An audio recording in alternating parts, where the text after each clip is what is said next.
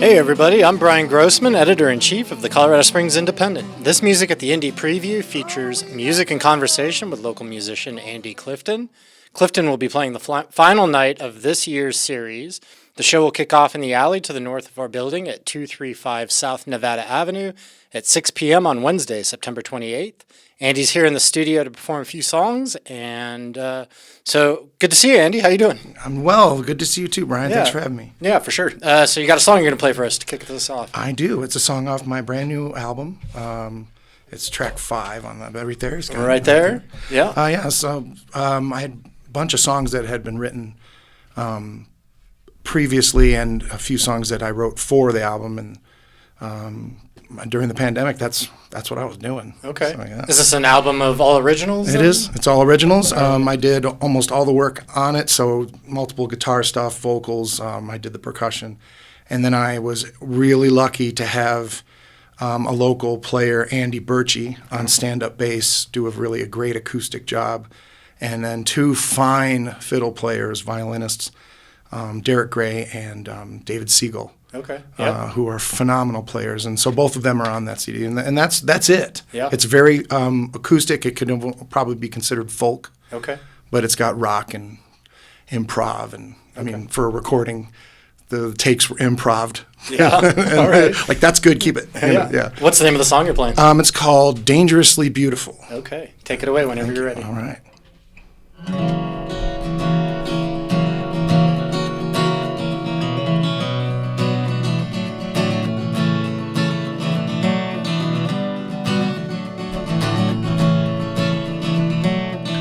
First time I met you, we were young. I was home from war, and you were 21, and you were beautiful. But we were angry for different reasons, and then we lost track of the seasons. And now you're in my arms again, and you're still so beautiful. Still dangerously beautiful. But I remember when I met you, you never left my mind. The past is always close behind.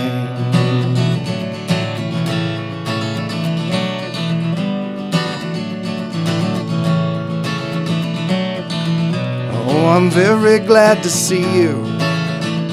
So nice to see you again. Can it be over 10 years has gone by? Oh my, you're still so beautiful. Still dangerously beautiful. I remember when I met you, you never left my mind. Say your past is stressful, love has been unkind.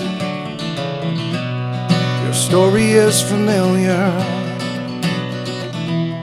sounds just like mine. Yeah, yeah.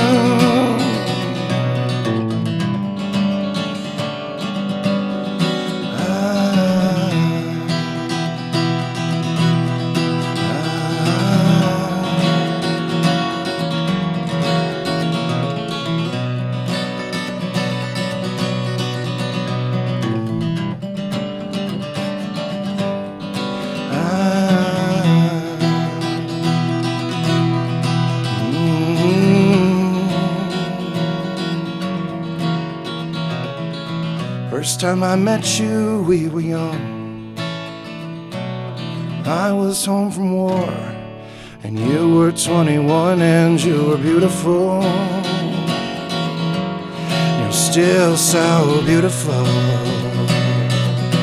still dangerously beautiful. I remember when I met you, you never left my mind. You're still so beautiful. Hey, yeah, now, yeah, yeah, beautiful. You never left my mind. The past is always close behind.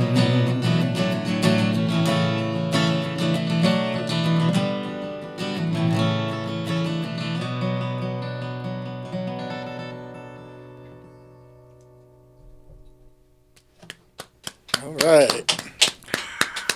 Crowd goes wild. Yes. Yeah. So, explain that song. What was the So it's kind what's of the meaning behind kind that? of a true story, but presented in a vague way, you know. So to protect the guilty, I guess. Yeah. Yeah, a song about when I first came to Colorado. I was, of course, a soldier, and I was stationed at Fort Carson.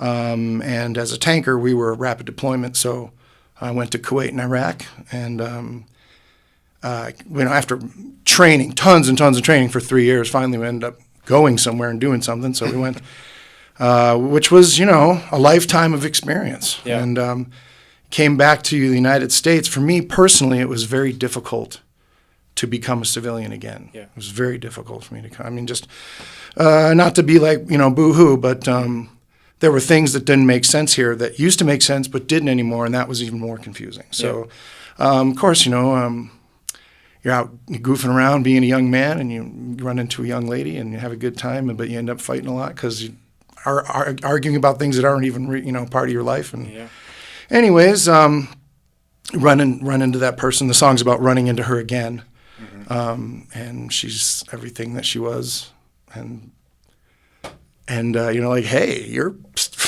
still beautiful. Wow, Yeah. Anyways, it's sort of a / real story / fictional story / songwriting that ended up coming together, and I thought, wow, this song has some merit. So as I was recording the album with some of the other tunes, I had Andy play bass on them, and this one, on that song, I did another track of lead guitar, but it sounded better lonely, so we didn't put bass or fiddle on it, and it came out being, I think, one of the highlights of the album, even though it's, again, without all the production, it just came out being really honest. Yeah. So that's why I played that one first, kind of like, hey, there's some different changes. I'm capoing on that song, so it's a different key, and it's a little unique. I don't think that I've heard a lot of other stuff like it, because if I'm writing a song and I start to hear other people's music in it, well, that gets crumpled up, tossed away. So that one passed the uniquity test. Like, I don't think anyone else is playing this E7 in this,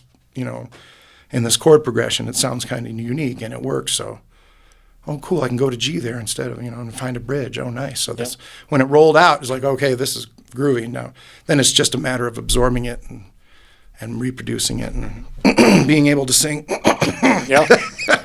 which doesn't always happen. So the Army brought you to Colorado Springs. Where are you from originally? Originally from Western New York on Lake Erie, a place called Dunkirk, New York. Okay. Dunkirk, Fredonia, because it's two little towns. Gotcha.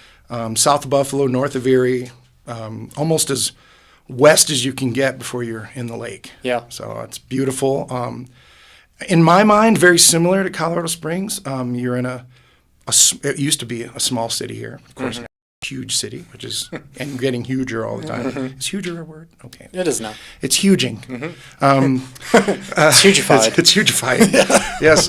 It's got a larger city to the north and a smaller city to the south. It's got a huge land, or in Dunkirk, New York, a water feature to the west. Yep. And so you end up going, up and down the range or up and down the lake. And for me, that it was very simple. And both of my homes, because I still have family there and I still go there, and gratefully so, both places are extremely beautiful. So I'm never lacking for the closeness to nature. I mean, in Colorado Springs, you're right in the mountains. And in my hometown, you're right on the beach. And you can collect beach glass, and you can think about waves. And, so I'm lucky. I'm very lucky. And in many ways, very lucky. Did you join the Army while you were in New York? I did. I was a college student at the time. I had graduated from high school, and I'll just go ahead and tell you, in 1990. Okay. And went off to play soccer because I was a goalie. And I had a great time. That lasted a year of having a great time. Yeah. And then too good of a time. Too maybe? good of a time. Okay, Too good of a time, as my parents would probably say. Right. Andy had a lot of fun in school. And then for my sophomore and junior year, I went to Fredonia State, which was not a step down. It was just instead of Division I, it was Division III. A little closer to home where I could kind of be monitored a little bit more. Had to reel in. A lot of people say, "Well, go let that boy be a boy," and so is Waldo. It's I needed to reel that back in. So, and then just due to what happened with my family got divorced. My parents got divorced. I should say my family, because my family's still very much intact. Yeah. But my parents got divorced, and at the time, I really said, I don't want to be here for this. And so I joined the Army kind of on a fluke, but it was the right thing.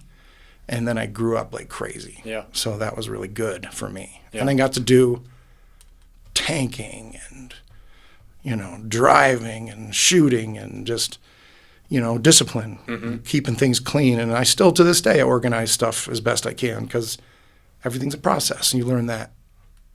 Yeah. Things don't happen on the spot. It's a process. Like, I wouldn't be here talking to you guys if I hadn't spent my life in Colorado playing music, Right. So here we are. And you can take the person out of the Army, but not so much the Army out of the person. That may be the case, yeah. I mean, I'm really grateful to the Army because, one, it paid for school when I went back to college. I went back to UCCS with my GI Bill, and I got my bachelor's degree in history. But it also, when in the moment of life, when you're doing anything from bartending to walking down the street, I mean, you can end up in a place where you have to say to yourself, okay, I need to do the right thing here, or I need to do nothing at all here. And that kind of training to a young person can be very beneficial to keeping you safe, keeping you out of trouble. So, I mean, in my life, there's been more than enough times for me to be a fool, And so being a fool is great when you're on stage dancing and playing music for people, but not so much when you're driving around. So that, the Army can help with that. And I was a kid who needed it. Yeah. So what got you into music? Well, yeah, my parents were both educators, so of course it goes right back to them saying, this is going to be good for you, do it. You're going to play an instrument in fourth grade, So in third grade, you're like, wonder what instrument I'm going to play, Anyways, I played saxophone in elementary band, middle school, high school, yada, yada. But then when I was in high school, I think it was probably the summer after my freshman year, my sister had an acoustic guitar that she didn't always play, and because she was a piano virtuoso. And so I stole it, and I played on it until I got caught. And then when they were mad at me for stealing my sister's guitar, I said, well, check out what I could do. Yeah. And I learned something. And so that Christmas, I got a guitar for Christmas, which was awesome, Thanks, Mom and Dad, and played on it and played on it. And, you buy books and then you don't read them and you just keep playing. And then, later on, you go back and you're like, oh, this book has this. And playing more music and learning other people's music and then I just wrote what I felt, and it ended up being something, And then when finally you get a little older and you see the value of it and the value of its process and how much fun it still is after all the time. Yeah. And I've always had lots and lots of different work. I did electrician work, I did advertising work, I did, you name it. I've dug ditches. I've done. You even worked here for a minute. I did work at the Independent. It was a happy 2 years. I wasn't very good at what I did, although I tried very hard and I tried to learn a lot, and I really did, because half of being a live musician in a small city or a medium-sized city, what did we say, a hugifying city, burgeoning, is to be able to tell people what you do and to communicate that and sell yourself. Advertisement is a big part of my world. It certainly isn't part. It's part of my taxes. Like I say, I have proof that I advertise. And then when I play, I have I have 5 or 6 different venues around the city that really rely on you not only for that entertainment value, to be responsible and to be good at what you do and to come out and deliver, but to get the word out about their establishments. I mean, to me, that's part of what they're paying me for when I show up. I mean, there are also certain jobs in this city that I do that don't want any advertisement whatsoever. Yeah. So I just say I do resort work, but They don't want to hear that you've been talking about them. Yeah. Show up, do the job, do the best you can, do better than that, and look good, sound good, go home. And that's great. It's one of the things that I never, like when I was real young and I didn't understand what bands were, you just think they're the people on the media that you're listening to. For me, it was cassettes, tapes and mixtapes, and then later CDs. And I started with vinyl as a baby because that was, of course, what was out. But then now I'm back to vinyl again, and it's full circle. I love vinyl. Yeah. So, the playing, being the entertainer and playing, and it really spoke to me, like when friends would say, "Hey man, I got a bar shift on Tuesday nights. Would you be available for Tuesday nights?" And I'm like, "Yeah, what do you want me to do?" "We'll set up and play by like 8 or 8:30, play till like midnight, and then we'll close it down." And so I ended up like doing that all the time. And I started to realize that, wow, you can do music in a whole different worldview. You don't have to be a touring international best-selling act to have a successful time at this, to have a good life at it. And being here in Colorado Springs, I hate to sing the praises too loud because then every musician in the world will say, "Yeah, fertile ground in Colorado Springs, let's go." But we're full. We're full. Yeah, no, sorry, head Chicago. No, the truth is that you can have a musical, expressive, artistic, successful, monetary successful music career in a city where, like Boston or Colorado Springs, a place that still has some smallness to it. I mean, Boston's huge, but downtown is very small, and people can walk around. In places like Colorado Springs, people walk around. Smaller or a newly burgeoning city, you can have a really wonderful career and sleep in your own bed every night and never have to go on tour, and unless you want to. So anyhow, that was something that I realized pretty quickly, that there was a lot of business here, and by putting my eggs in that basket, so to speak, I think it was really beneficial to me, because then it's like, instead of blasting all your money out on a tour to get back home again to start over again, not that it would always be that way, but, I would say that unfortunately a lot of musicians end up broke. Yeah. And, I don't think that's going to happen to me. At least I'm, working at it, because I have a nice place to live, I have a nice vehicle, and I have some nice guitars, and I have business contacts that keep me going, and it's just really, it's gratitude. It's all the time. I'm like, man, I can't wait to do this again. So about 6 years ago, when I stopped working at the Indy here, I had that come to me moment, come to it, to the universe, come to whatever you want to call it, whatever works for anybody. This has got to be what I do. There's no more. This is a night thing, and then there's a day job. Right. This is a night. It was stealing from everybody. It was stealing from the music. It was stealing from the desk. It was stealing from anybody who was my boss. It was like, maybe not so dramatic, but in my heart, I thought I really ought to just trust myself and trust and give over to the universe and say, "What do you got for me here? What's next? And here I go. This is where I'm going, in this direction now." And when I did that, the story's the same for people who make that leap of faith. That you end up on the road to you. And so that's what happened to me. And the summer packed out. Now the fall is packing out, and it's continuing on to 2023. And again, very lucky. I realized that, I'm 1 in a million. Or if you want to put, in Colorado Springs terms, 1 in 835,000, something like that, right? Yeah, the whole county, maybe.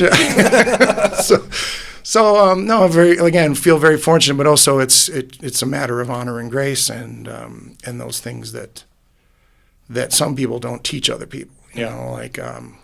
Back when I was doing substitute teaching, like I said, I've done just about easy now. Yeah, I'm sorry. Grossman, do what you want. Yeah. No, but back when I was substitute teaching, I would talk to kids a lot. They seemed to come to me more than, I don't know, I was just learning how to be a substitute teacher. And, they're like, Mr. C, parents want me to go into the family business, and I want to be a Marine. What should I do? And I was like, wow, that is something that your parents ought to be involved in that conversation. But, again, would come back to that idea of, well, what would you do if there was no such thing as money, and not to be too philosophical about it, but let's just ask that question, what would you do? And they're like, oh, well, I'd want to ride horses for the rest of my life. Yeah. I was like, well, then figure out how to go ride horses for the rest of your life, because you'll become a master at it. And then you have a marketable skill, because there are people who need horse trainers, horse whisperers. I mean, that's something that you can do. I mean, right up in Denver, in the area of a beautiful concert venue, what was that, Fiddler's Green, there's an equestrian world up there that's out of sight, but it's one of the biggest, horsiest places. I mean, Peyton and Elizabeth and, this whole area right here is Broncos country in many ways. Yeah, right. Many, many ways. So anyhow, that's maybe not something that families love to hear their kid get taught, but find something you love to do. And there's that old saying, if you find something you love to do, you never work a day. Well, you got to redefine everything there, because I do a ton of labor. I work my butt off. I carry a lot of gear. I'm up early. I'm home late.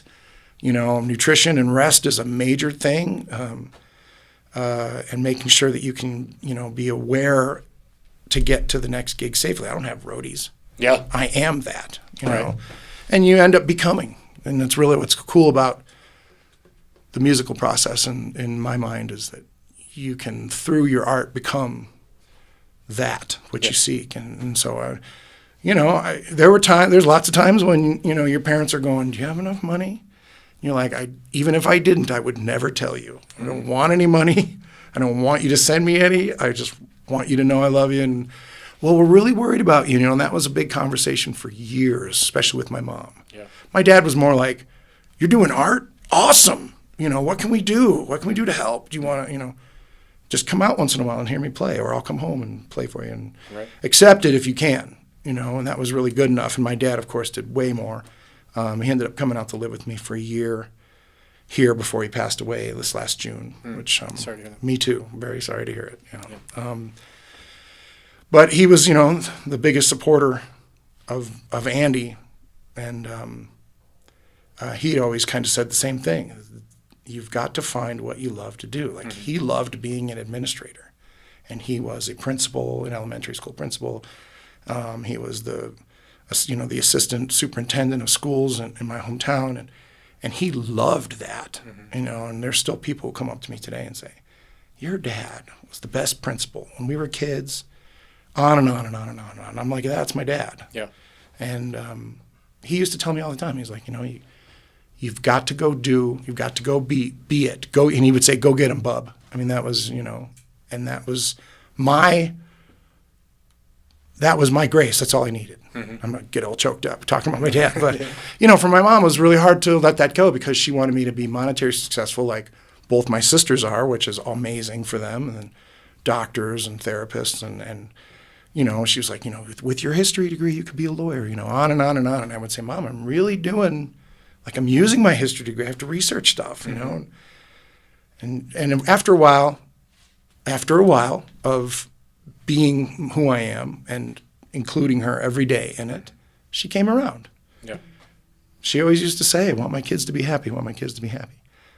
When I proved it to her that I was, and then I could show her the actual computer and, look, Mom, I have what I need.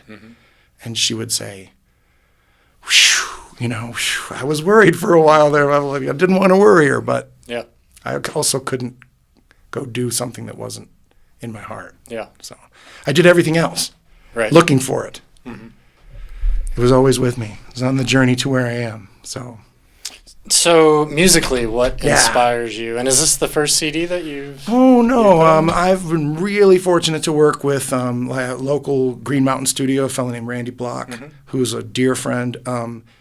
He and I have done, I don't know, maybe 5 or 6 CDs together based on Andy, Clifton and Company. So my songwriting, some of them were like the Dead Letter Office or a B-side album, or I have a bunch of those, and there's some live stuff. We did live in the studio, live in concert.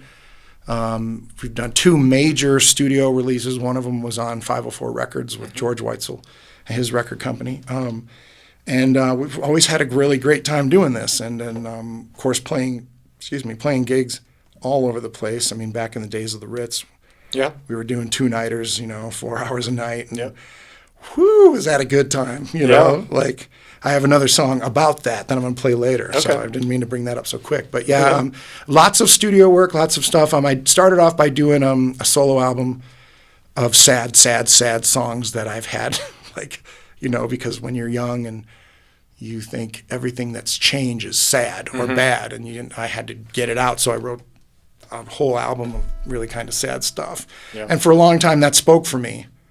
And I realized, boy, I'm not really getting in, like I didn't think I was getting enough work, and I better write some happier music, you know. Or so I did, and that ended up being band stuff and drums and electric guitars and things like that. And those were great. Those were a super great experience, and we went through the decades now, with all those speaking for you when you're not there. And then finally, this latest one for me was, you know, okay, I really want this to be acoustic as can be, really folky, if not folk music, but sound acoustic and folk. And I'm really happy because I did it myself, and it ended up sounding pretty good. So but recording, what influences me, you know, being from Western New York, the Tragically Hip, first and foremost, was one of the greatest rock bands, and they always did acoustic work. Groups like the Indigo Girls, who are acoustic monsters, you know, and still to this day touring. So if you can strum it hard and sing and cry and get it all out, that's what I love to hear. Yeah. Of course, you know, Floyd and all the classic rock that has acoustic guitar in it that you could want. And, you know, then later getting into Dave Matthews Band and just their immensity along with their duo, which really, for me, is super cool, even though I love the band too. What do you mean by duo? What's the duo? So Are you talking about Tim Reynolds? Yeah, Dave Matthews and Tim Reynolds duo. And so I have a product like that. I have a duo. And that's just two acoustic guitars. Well, except lucky enough to play with a fellow named Steve Langamo, who does mandotar, which is a mandolin with a guitar neck, but it's up an octave. Right. And it has a lighter mandolin-like style, but it's a 6-string guitar. And and so he's phenomenal at that. A fellow named David Jeffrey, who you know very well. Sure. Mandolin player with Grass It Up. And other groups as well. He's another virtuoso who lends his talents to me at times. And I have a really nice group of fellas that I can call when I don't have a guy, like Eric Blackmore, who does acoustic guitar and vocals and sings harmonies with me. Derek Gray on fiddle, and a few others that I'm, you know, again, wow, it's like call them and they're like, yeah, I can't wait to play with them. I'm like, oh yeah, cool. You know, there's a lot of high-fiving and knuckles and elbows and yeah, brother, we're really excited. And it's great to go do that and get paid and represent yourself well and then go home. Yeah. You know, because you live in a city where you can go home instead of go to the bus. Right. You know? And never head to get the home. next city. Right. Yeah, but Colorado Springs really is that for me. It's home and has been for 30 years. Next year, 30 years. I remember when I was celebrating my 25th year of live music in Colorado Springs, and now here I am coming up on 30. So it makes me feel good to keep doing it. To keep and to just like, and all these places that I've like who have me play, like Atmospheric Gastropub and Prime 25 and Abby's Irish Pub, Palmer Lake Pub up out of town. Of course, Patty Jewett and Murphy's Tavern, great little venues that are so intimate and yet raucous and fun as well. And then, you know, the resort people that I work with, and super lucky. I live up in Palmer Lake, and I know you've played there a couple times at the Palmer Lake Pub, but I drive by there, and they seem to have quite the live music scene. They do. They've created something there that's really beautiful. They know people now to where they can say, we're going to have these bands throughout the summer in the parking lot. We're going to have these groups, smaller groups in the inside pub in the wintertime. We're thinking about expanding here. They have a very live music venue mind, and they have a beautiful little pub that's super clean and nice, and they're just, you know, they treat musicians really well. Right. Or at least they do me. Maybe not everybody else. But they do, because these places, people keep coming back. You know, they have they have national acts that might not be, you know, on on the grand scheme of things, but they're out there doing it, traveling, being great, and getting those road chops, getting those constant playing chops going, and then they're at the Palmer Lake Pub. That's what they're playing. Yeah. Soon we're going to have that beautiful giant outdoor The amphitheater on the north end. You're trying to get in there too? No, I'm not trying, but it sure is alluring, isn't it? Yeah. I mean, the little red rocks, or the idea of that sunset, kind of a Rocky Fiddler's Mountain Green Fiddler's or- Green right, with the big screens and stuff. Yeah. That's beautiful, and I can't wait to go. Yeah. I can't wait It'd to be go. cool if they bring in some good acts there. They will. Yeah. Yeah, they will. I wonder who and when and what. But Right. it hasn't been built yet, I don't think. No. No. In fact, they just did a public input meeting to get feedback, I think, from the community. Okay. So, Yeah. That's, homeowners, boy, they get the call, right? Well, yeah. Developers and homeowners. The developers. Would hope the sometimes have the homeowners same have thing. more to say about that, Yeah. than anybody else. But yeah, Right. people invest their lives into their homes, and then it's like, well, every Friday and Saturday, The lights are going to be on. Yeah, It's going to be a little noisy. something to think about, when Revolution comes to town. Yeah. And the boom, boom, boom, boom, boom, and your windows shake. Right. I mean, that's. Whew, yeah. Tape everything down. So we've asked this before, and you even mentioned mixtapes at the beginning. Sure. Nobody has a tape deck in their car anymore, but if I got in your car, you were going to give me a ride. What's playing? Well, I've just got a new ride, and it's got the Sirius satellite stuff, and that's, I've been in other people's cars, of course, and seen it and played with it, but in my car, I'm like, this is pretty cool. So I do like Beatles, and I do Dave Matthews Band, which is great that he's there, and because it's all the live stuff that you don't hear. And I've just about listened to anything. Like, I've even gone to the comedy channels, and it's new. And so I've got a phone call from them, and they're like, "Did you know that you can put this on your phone? We have an app on your phone." So now I have the radio Sirius on your phone? Yeah, so I've been having go around, listen to anything you want. But yeah, and my car doesn't, and it's the first truck or vehicle I've ever had that doesn't have a CD player in it. Yeah. And I do in my old one. Yep. So it's like every once in a while I'll go start that up and take a drive. But no tape deck. You haven't had a tape deck for a no, while? we Okay. haven't. In fact, I was just recently home in New York, and my high school boombox was in my old bedroom, still sitting there. Of course, it was kind of pushed into the side. No one's been using it or anything, but there was tapes in there. I think it was like the replacements or something like that. Did it have the two tapes so you could actually make the mixtape? There we had one of those, yeah. Okay. But my sister and I had the same stereo, so we had RCA cables. Oh, you could connect It it. actually had the red and the white on the side. Yep. We connected it and do the line out thing. Okay. Oh yeah. That's even more MacGyver than Oh, I most know. people had. Yeah, to do, we had right? the. I'd have to ask Megan, "Can I use your boombox?" No, I want to make a mixtape. Come on. Right.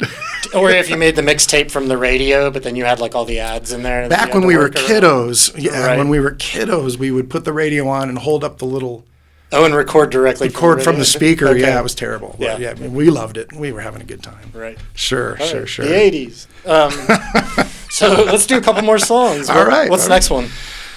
Okay, well, I'm going to go out on a limb here and do something that I just wrote. Okay. As I said just now, I took a little trip home, and before I left the apartment, to the airport, I thought, what is it that I'm not taking care of here? What needs me when I'm not here? And it was one little plant. I had this little plant that I almost forgot, and so I had to ask a friend to watch my friend, and it was surprisingly difficult, surprisingly emotional for me to give up this little green friend. Yeah. I don't know. I guess I could be crazy. I could be. I don't want to use the pejorative term, but I could be too emotional about something.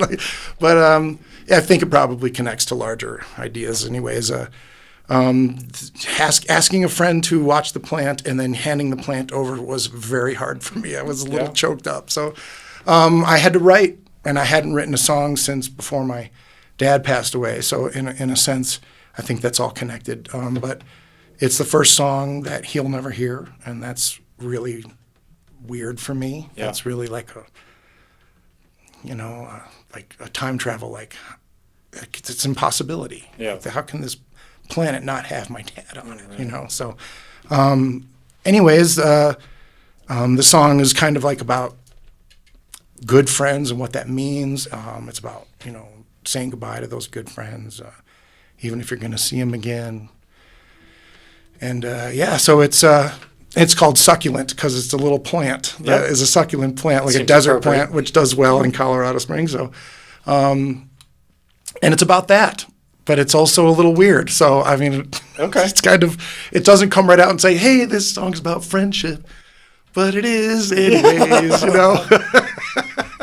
You wouldn't be a very good songwriter if those were the lyrics. Sure. Right. So here we go, right? All right, okay. Yeah. All right. Yeah, So, you're ready. all right.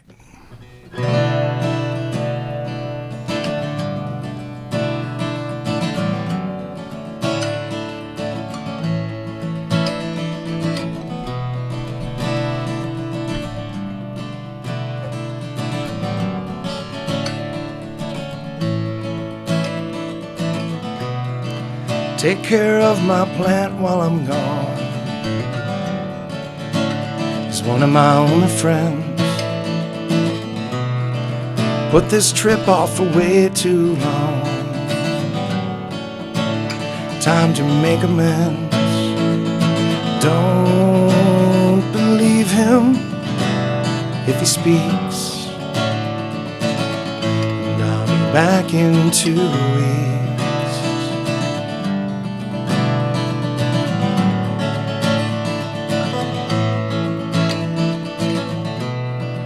Only water him every other day or so. Gets kinda grouchy when he drinks too much. Really loves the sunlight on the patio. Remind him that it's good to grow. Just don't believe him if he speaks, and I'll be back in 2 weeks.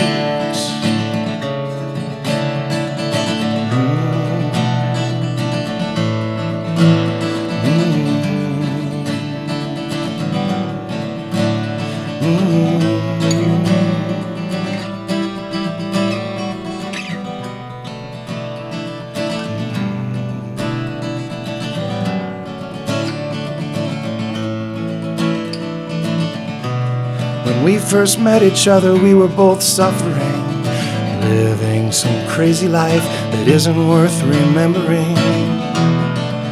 Let me tell you, man, there were times when things were grim.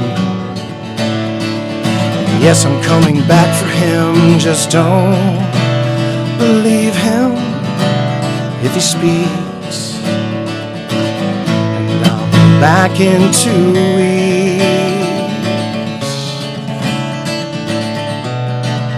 There always seems to be a goodbye. So goodbye for now.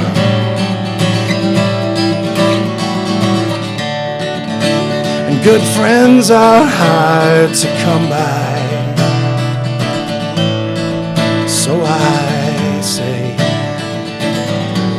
no matter what you heard, don't believe a single word.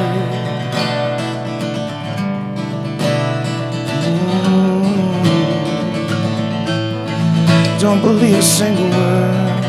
Ooh. Ooh.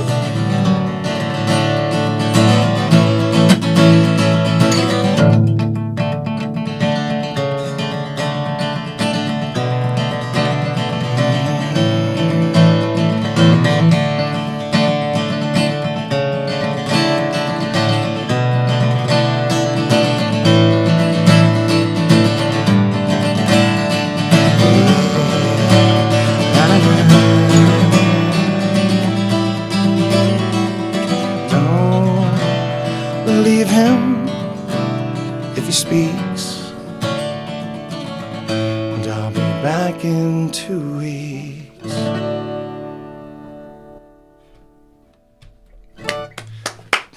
Woo! Song about a plant. One of the first songs I Something think like I've heard about a plant that wasn't about marijuana. Ah, Unless it was, but Could I? No, it was. I can't lie. okay. Or Old Christmas Tree. I guess that's about a plant. Oh, cool. That's funny. My little sister sent me one of those beautiful little Christmas trees Yeah. for Christmas. Otherwise, I wouldn't have had one. Okay. You know, I hang ornaments on the shades, Yeah. on the blinds. You Yeah. know, like there's my Christmas. You know, I get it. But she sent me this beautiful tree, and it lasted so long, and I kept rereading the directions, like how to take care of this thing, and it's like you got to plant it or you got to recycle it. You know, and I'm like, I'm going to keep it, and it kept saying, do not keep. It will not survive in your As apartment. is, right. So I tried. They were right. Yeah. Directions. And Read it ended them. up being recycled, unfortunately. Yeah, but Yeah. All right. You got one more? You want to play us out? sure, man, sure. And this has been really great. It's great to see you Yeah, again. you Thanks, too. gentlemen over here. Thank you guys so much. Yeah.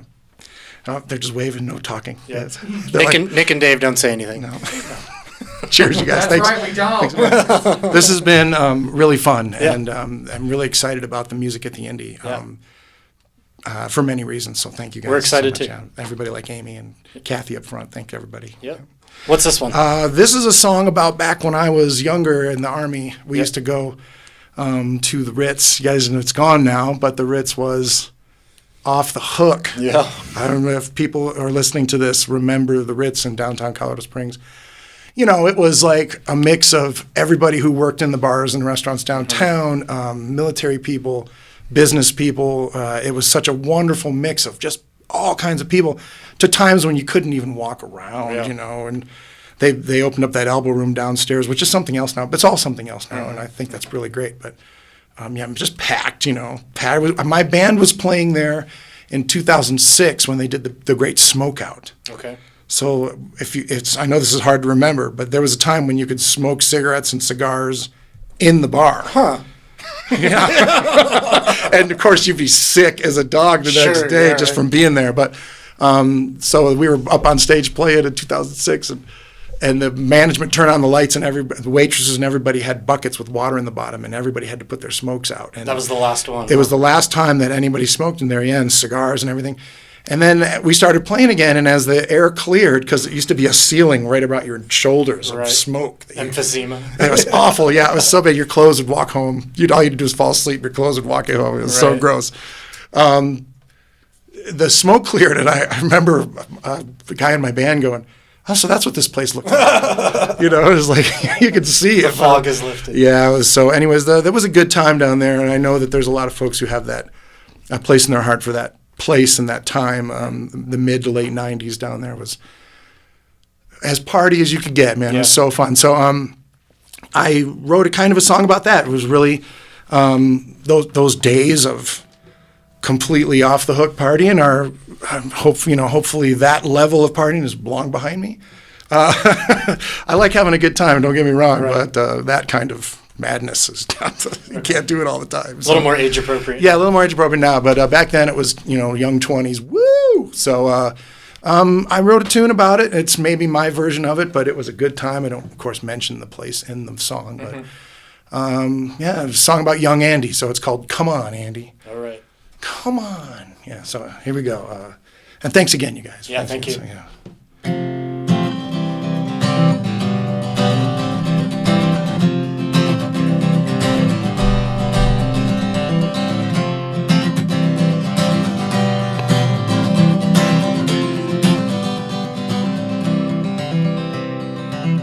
There were these sisters, and they was both good kissers.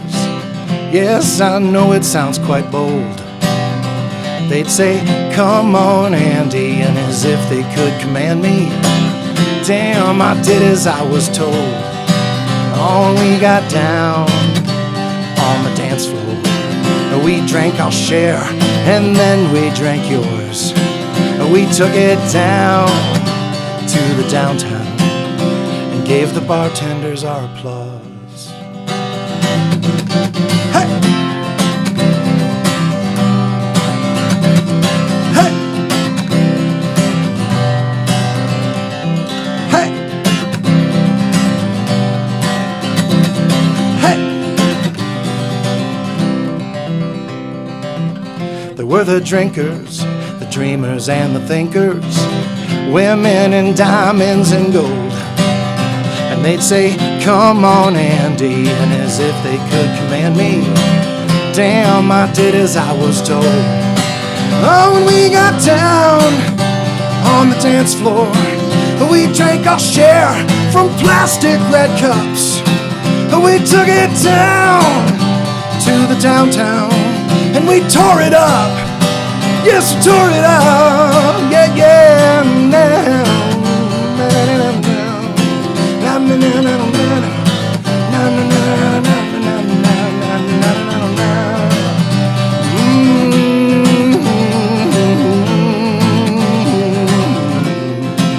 Oh, when we got down on the dance floor, we drank our share from plastic red cups. We took it down to the downtown and we tore it up. Yes, we tore it up. And they'd say, come on, Andy, and as if they could command me. Damn, I did as I was told. And they'd say, come on, Andy, well, I know you understand me. Damn, I did as I was told, just like I was told. Hey, just like I was told. Yeah, na-na-na, just like I was told. Hey, just like I was, just like I was told.